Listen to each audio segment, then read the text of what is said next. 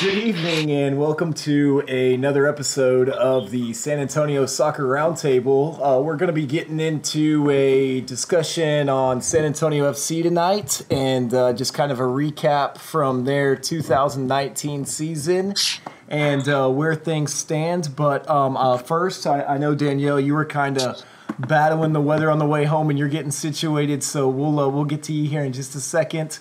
But Harry, I know you kind of had some UPSL news that we just wanted to cover real quickly before we get into the San Antonio FC show. Yeah, so in the Open Cup, unfortunately, Celtic Cowboys from Austin for the second year in a row took out the San Antonio Runners by a score of 3-0. And then in the drip, UPSL heart, the only game this week was Alamo City. They beat, in the makeup game from what was supposed to be the first game against Capital City, they beat them 2-1. This weekend, the Corinthians play at home against the Coyotes, but, the Alamo City's played 5 games, Coyotes have played 2, Bell County's played 2, so it's just, it's a drip schedule, so. With SAFC out, hopefully we'll be able to, and the schedule picks up, have a little bit more to talk about. But unfortunately, that's it. Yeah, it kind of sucks for the Runners' run to be over. Again, knocked out, as you said, by Celtic Cowboys. Always seems to be a team that just kind of has their number in terms of that Open Cup situation. But I know, just kind of talking to Mason briefly after the match and seeing what he posted online, he felt like the score wasn't really a good indication of what happened on the field. I know that's kind of something you always say when you get beat 3-0, but it was closer for much of the match, and unfortunate result there for them. But yeah, I know the Runners have a break for a couple weeks, so as you said, we got the Corinthians match coming up, but a little bit of a slowdown right now in the UPSL. Yeah, the only other, because the one we were kind of looking at up north with the qualifying round 2, NXT Ronaldo's really roughed up Inocentes 7-0 as well. So UPSAL Central is out of the qualifying for the Open Cup, unfortunately. Yeah, and then one other shout out, just an unrelated news to San Antonio FC, kind of. North Texas SC obviously winning the USL League One championship up there in Dallas or Frisco this past weekend. So pretty cool for a North Texas team to win the first USL League One championship not too far from home. And on that, and it's kind of semi-SAFC related here, the team that Alex Bruce played for, Lansing Ignite, seems to have disappeared after 1 year. So problems in UPSL League One already. USL League USL, One. Pardon me, USL. Oh, don't sue me. This is why they're suing them. See?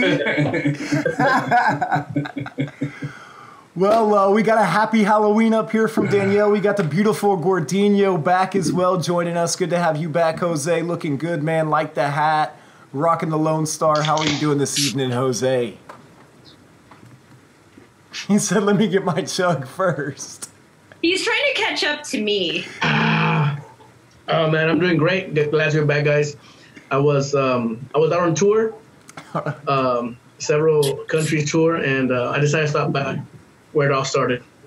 We appreciate your humble beginnings back here with the round table. And good to have you back, buddy. And Rafa, you as always, man, I know you were battling the storm as well, man. Good to have you on the show. How you doing tonight? Yeah, just ready to hit the road again on Monday. I'm heading out to the border, going to Del Rio, Evo Pass, Crystal, Carrizo, and Laredo, and Uvalde all next week. Where the real talent is, according to Jose. We were talking about North Texas. Now we're talking about the Valley, where the real talent is. And Danielle, I know you were rushing home in the storm and everything to join us tonight. We're glad that we could have you on for our episode and everything. How are you doing tonight? I'm now dry. I thought I was going to die getting here to be on the pod. So I'm happy to be here, able to share my SAFC thoughts with all of you. And I'm excited because this is my first pod with Jose. Pod buddies! Yeah! See, aren't you glad we added a woman's touch to the show, Jose? Isn't this nice? We're in our feelings. Yeah, it was yeah. I feel like, Scott, if I'm going to be a regular, I need to have my own song. Like, I need a theme song. So we're going to need to work on that. Maybe put that out to the Twitterverse. And I should have, like, an intro song or something. Just saying. Extra. You know, Todd wanted explosions. Danielle wants intro songs. We'll see what we can do, but we'll try to not get into our feelings too much tonight. Thomas, we see you. Edson, we see you. Everybody tuning in there on Facebook Live, thanks for your comments. We want to hear from you guys as well, just kind of as we recap and reflect on this season. But I guess first we kind of want to start with that last match and go ahead and do one final recap here, I guess, for the game this past weekend. Harry, co-host there, I'm going to let you take it away, buddy, and start us off with your thoughts from the game against the Switchbacks. Did it not feel like RGV Part 2? You could all... I pulled it up on FOTMob. I put a picture on it, and within minutes of each event, it happened. You know, just the same own goal, you know, by a con. It just the only difference on this one is the the Lopez offside, not offside goal, and I think kind of looking at it a little further, he probably was offside at the 6-second mark on the frame that I was looking at, just barely, but. You shouldn't have been in that position in the first page. What? Danielle down there, I see her. She's got the VAR pulled up on her phone right there, and she's telling you not to argue with the officials, our resident referee. Well, it wasn't a clean shot, but, like I said, her after discussing and having a few discussions on Reddit and I had to give it to 1868 Reno podcast, and they were like, "Yeah, no, it was off." If you look at it, they even pulled it up and froze it there. And so the linesman had with the view you can't. With the view you can't. Surprising. Yeah. But to your point, man, the RGV match, I know you weren't the only one that kind of made that comment. Rafa, I know you kind of saw that earlier. Other than the score line and obviously, being the man down and everything, what about it to you kind of felt like that RGV game, or what was it reminded you of that? We stopped pushing or pressing. I think that's what happened that first time with RGV is, okay, they're a man down. We're just going to sit back, relax with 2-0 instead of going for the throat and going for the kill. And I'm surprised that Paul didn't learn his lesson from the first time and say, hey, I think, especially with that red card, because it was one of their better defenders, and it dropped one of their holding mids who's not used to playing that position since they were playing a 3-back. Why didn't we press a lot more? We could have really smothered him, and who's to say we get that third goal? And we could have been playing last night. But those are the mistakes I think that need to be corrected. As far as the coaching side, it's like you see your other team with man down, go for the kill. Go press them, especially you're playing 3 up front. So that was my take. I was like, this is RGV again. Once we got that own goal, and that's when everything kind of fell apart. Yeah, I wondered because I know it, and I told you this. I was like, if they get 2, they've got it. Because if you look at Colorado Springs, they had only scored 21 or 19. Or hold on, let me pull up their goals. The standings isn't very good. Let me go in to see how many goals they hadn't scored that many goals. So you figured if you got up 2 goals. You were good, but it's that own goal that kills it. And then once you had that, and then you opened yourself up to that set piece. And we've discussed all year the lack of height on this team, and it rears its head. It just Well, and, I think you talk about it right there, and Amber just brought it up on our Facebook live feed, and you said it, the own goal. Akon with 3 own goals this season, and I know kind of the last couple matches we've been worried a little bit, so to speak, about Yarrow being out, and it's like even with Yarrow in there, though, you're going to give up that mistake. You feel like they're going to give up the goals on the defensive side of the ball, but that own goal, again, a killer. Rafa, as a coach, it was a slide tackle, kind of unfortunate the direction that the ball went. How do you coach your players against those types of situations? Because it wasn't the only one that we saw this year from a poor tackle inside the box, it seems like. Well, that play, I think if you notice, it was kind of similar to the RGV one. He did another slide tackle and it squirted it. It's exactly the same. Yeah, like I said, me and Harry were like right there watching it, and I'm like, this is the same. I think that he's really not the best slide tackling. He should have stayed on his feet. And on the coaching side, one of the things I do, especially on defense, and I stress this on my players, is don't slide tackle, stay on your feet. Why? Because that could happen unless it's like a last second, try to save something, then go ahead and do that. But he could have stayed on his feet and gone that ball and cleared it out. Really, there was no reason to slide tackle at all, especially since, you have our goalkeeper kind of in position for the cross, but, Cardoni had no chance of getting that, and you can't fault Cardoni on that play. He was just out of position, but I think Akon should, know better than slide tackle, especially around that area. If he's had a history of scoring own goals, he should have just stayed on his feet, cleared it out. I'd rather give up the corner kick and give up an own goal. And I think that's what I'm noticing a lot, especially with the other players too, is technique. I think we lost focus as far as on our technique. We just give a lot of bad passes, a lot of laziness, it's just running through the motions. I think when we talk about, I guess, any changes in the future, that's something that needs to be addressed. Is we need to go back to basics and fix a lot of this mess as far as technique and so forth. Then maybe we'll see a better product on the field. So one thing I also want to point out real quick. So number one, I was at a wedding enjoying some amazing wedding cake, and it was a dry wedding, so no margaritas. But I was texting with a friend back and forth, and he's like, "We're up 2-0." I go, "It's going to be another RGV." And sure enough, he's sending me the swearing emojis and all of that. But I looked online at our starting lineup, and what I noticed is, yes, we had a couple people we had to sub out for new positions, but not only we're not doing like for like, but then we're switching people. So we're switching our midfielders from playing with forwards they're normally used to working with. So Pirano and Gomez are used to working with each other. Well, we moved Barmby over to working with Gomez, and I'm like, yeah, but now we've just lost the combination play that he and Restrepo had.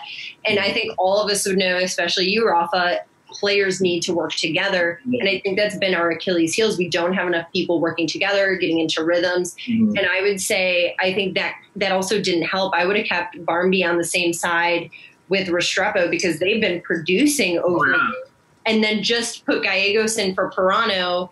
But also as a player, you get used to using a certain foot, the way you cut in and the way you cross. And so I was like, why are we totally switching not just the lineup of players, but now we're switching the entire lineup on the field? We're just like making it harder for ourselves. So when we started losing, I was like, well, we've just kind of put players in a bunch of different positions. Now, yes, should every midfielder be in midfield, but that also has to do with not having a bench. And he was limited with all the injuries and the limitations that we have with certain players. I had wished he had started Chena with Lopez up front. We need to win this game. Let's get all our top two forwards up there. Let's go get some goals. Gomez can come. Don't you guys think this is classic Pau though?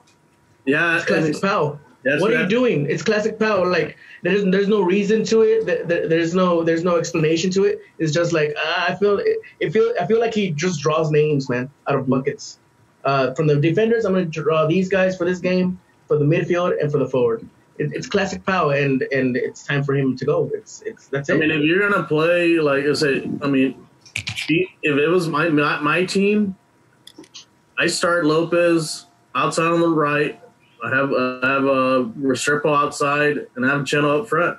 The midfield, pretty much I can have Barmby and Barmby on the left with Restrepo on his side, and maybe get somebody, like I said, maybe Gomez on the other side with Lopez. and in the middle you have Pekka, and then I think I would have started Rafa a little bit sooner. I know Harry mentioned maybe saving him to then to organize it, but I think if we get up 3-4-0, really don't really have to organize too much because we can kind of coast towards the end. But we needed all the players that we needed, and then I think the big difference is not having Yaro too. Yaro missing his leadership down there on the defense. It showed. I mean, Moises and Green did a great job, but. Well, if you have Yaro there, I don't think he commits the own goal that Akan because I think that pushes Akan out, out to the left. To me, like I said, I know Powell's a huge problem, but how they constructed this team this year, you had no bench. There was zero bench when you're bringing Ryan from the coaching staff on. How many times has Scott been saying, "Hey, let's bring in a defender"? It's got to be at least 6 weeks. Well, I'm not the only one. Well, no, but as far as on the podcast, I always have my cleats in the car. In case they call me. But I think we also that's how thin our depth is. I think with the players that we have, we play the wrong formation. We're not the players we have. We're not a 3-4-3 team. If you're gonna play, I've played a 3-4-3. And you have to have a lot of speed and a lot of aggressive players in your front seven. And we didn't have that. Or they never were out there. And, what is LaHood doing in the 3-4-3, dropping out as a false outside defender? I mean, if you're going to play a 4-back, play a 4-2-3-1. I mean, play a 3-4-3 and then have somebody drop on there because you need his attack up front. But that's not LaHood.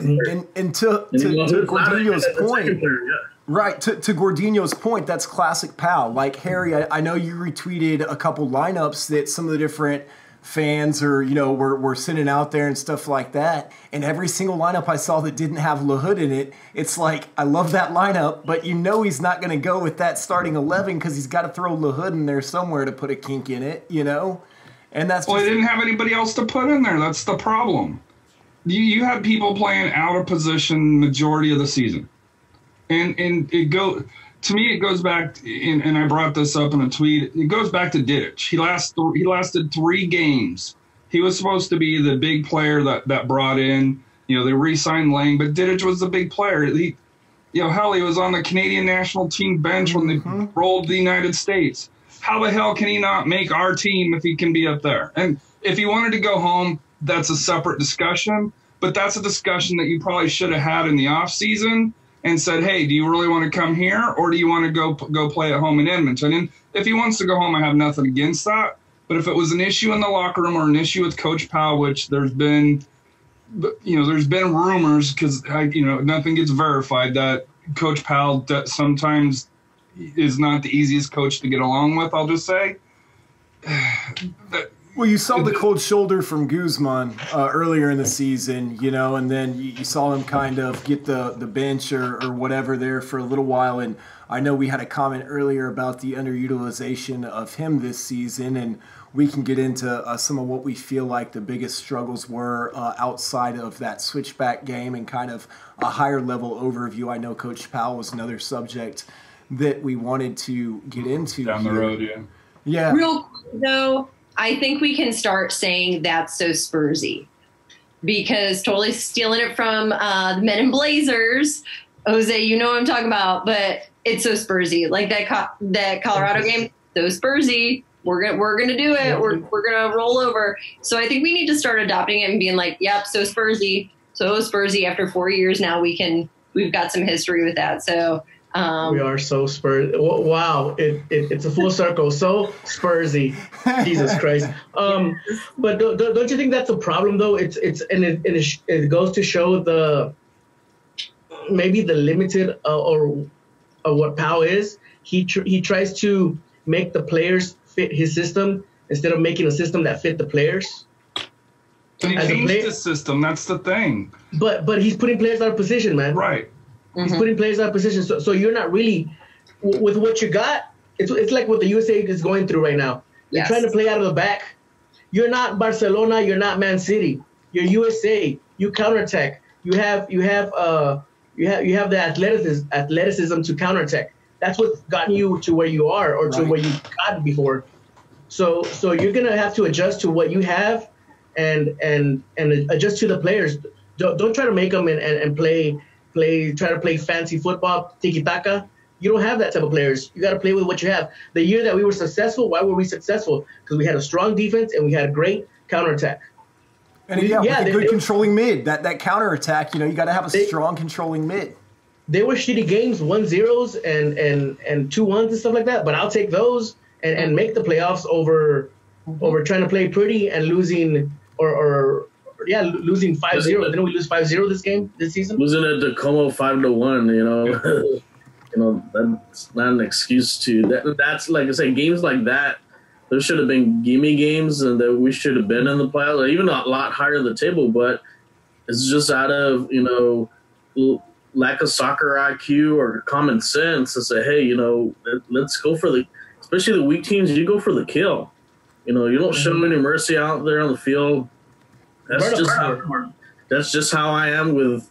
When I coach and I tell my players, we're not gonna pardon anybody if you're missing this and that. We have to run up the score. We're gonna have to run up the score. But hey, it's gonna benefit us to get into the playoffs. We're not here to make friends or whatever. And I think he's not a risk taker. He's too conservative. And I think we need a coach that's gonna be a risk taker, but also puts the players in the right positions. They're going to be able to function and succeed on the fields, not have people that shouldn't be playing at all at certain places and positions and so forth. Well, we've said it for a long time. He plays not to lose. He doesn't play to win. And I think that's been one of the biggest frustrations, whether it's on the road or whether it's at home, is, playing not to lose versus playing to win. And you just haven't seen that excitement from the squad, I feel like, in quite a while.